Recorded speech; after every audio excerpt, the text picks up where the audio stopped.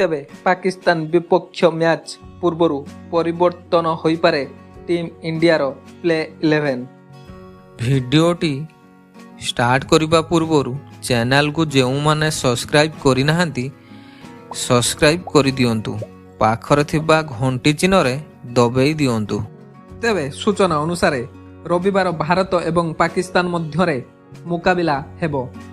तेबे कोलंबो रे खेला जिबाकु थिबा एही मैच पाई टीम इंडियार प्ले 11 रे परिवर्तन होई पारे। तेबे द्रुत बॉलर जसप्रीत बुमराह प्ले 11 को फेरी पारंती। तेबे व्यक्तिगत कारणरू बुमराह श्रीलंका भारत फेरी थिले। तेबे एही कारणरू से नेपाल विपक्ष मैच रे खेली नथिले, किंतु वर्तमान से फेरी आसीचंती। तेबे अक्षर पटेल को मध्य भारत सुजोग देई पारे। तेबे अक्षर भल बॉलिंग सहित बैटिंग मध्य करंती।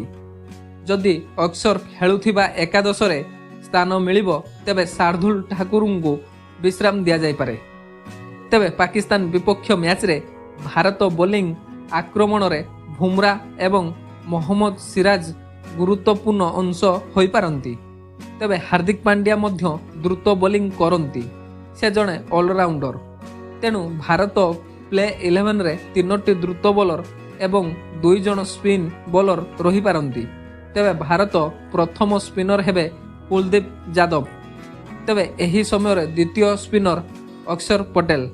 Bureau report SK news Odia के।